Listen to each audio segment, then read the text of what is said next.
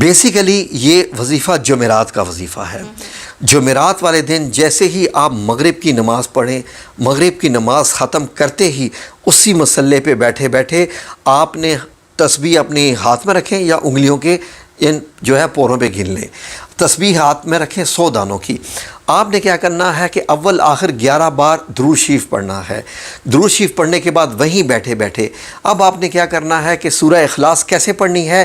ٹھیک ہے جی، بسم اللہ الرحمن الرحیم، قل هو اللہ احد احد۔ اب آپ اگلی سیکنڈ آیت کون سی ہے؟ اللہ الصمد۔ اب یہ جو آیت ہے نا اللہ الصمد، اس کو آپ نے 100 بار پڑھنا ہے اسی جگہ پر۔ قل هو اللہ احد ایک بار، اللہ الصمد 100 بار، 100 کی تسبیح۔ جیسے ہی آپ کی 100 کی تسبیح پوری ہو گئی، اب آپ نے کیا پڑھنا ہے؟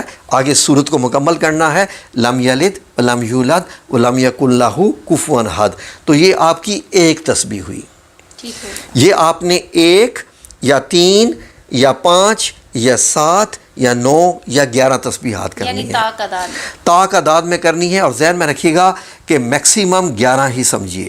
11 سے زیادہ اگر آپ کریں گے تو اس کا اثر جو ہے وہ بڑا اور ہو سکتا ہے، مشکل آ سکتی ہے آپ کے لیے، لیکن یہ اس سے زیادہ مطلب یہ 11 تسبیحات آپ کے لیے کافی ہیں۔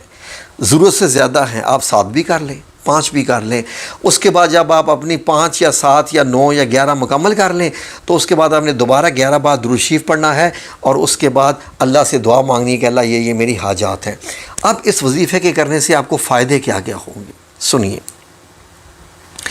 سب سے پہلے جو سب سے بڑا فائدہ جس کو سمجھنے والا صرف سمجھ سکتا ہے، ٹھیک ہے، سمجھنے والا صرف سمجھ سکتا ہے، وہ یہ ہے کہ اللہ رب العزت کا قرب حاصل ہوتا ہے۔ سبحان اللہ۔ اللہ رب العزت آپ کو اپنے جو ہے وہ قریب کر لیتا ہے، اور آپ اللہ کے قریب ہو جاتے ہیں۔ آپ کے اور اللہ کے بیچ میں جو فاصلے ہے نہیں ہے، کیونکہ اللہ تو مطلب شارک سے بھی زیادہ قریب ہے، لیکن ہم لوگوں نے ظاہر ہے کہ جب اس کے متعلق نہ سوچا نہ سمجھا، آپ کے قریب آنا شروع ہوتا جائے گا۔ آپ جیسے جیسے یہ وظیفہ کرتے جائیں، اللہ آپ کو محسوس ہوگا کہ ہاں اللہ میرے ساتھ ہے، میرے ساتھ ہے۔ اور یہ وظیفہ جو ہے یہ حضرت شیخ عبد القادر جیلانی جو پیران پیر ہیں ان سے جو ہے وہ مطلب چلا آتا آ رہا ہے۔ تو جس کا یہ وظیفہ قبول ہونا شروع ہو جاتا ہے وظیفہ کرنے کے دوران، کیونکہ آپ کو میں بتانا بھول گیا کہ کمرے کی لائٹ ڈم رکھنی ہوتی ہے، اتنی کہ آپ کو تھوڑی تھوڑی چیزیں نظر آئیں، پتہ چلے کہ کون سی چیز کدھر ہے۔ اس کمرے میں کوئی تصویر نہ ہو، کوئی فریم نہ ہو، کوئی کچھ نہ ہو۔ کوشش کریں کہ پرپل لائٹ ہو، پرپل نہیں ہے تو نیلی لائٹ آن کر لیجئے، نیلے رنگ کی لائٹ۔ یہ روحانیت کے کلرز ہیں، یہ ذہن میں رکھ لیجئے گا۔ وائٹ کلر آن نہیں کرنا آپ نے۔ اس وظیفہ کرنے کے دوران جب آپ بیٹھ کے وظیفہ کر رہے ہوں گے یا کر رہی ہیں، اگر آپ کوئی خاتون ہیں اکیلے میں وداؤٹ اینی ڈسٹربنس، تو حضرت شیخ عبد القادر جیلانی رحمۃ اللہ علیہ بنفس نفیس سفید کپڑوں میں نورانی حالت میں آپ کے سامنے حاضر ہو جائیں گے۔ سبحان اللہ۔ یہ ہو چکے ہیں، ہوتے ہیں۔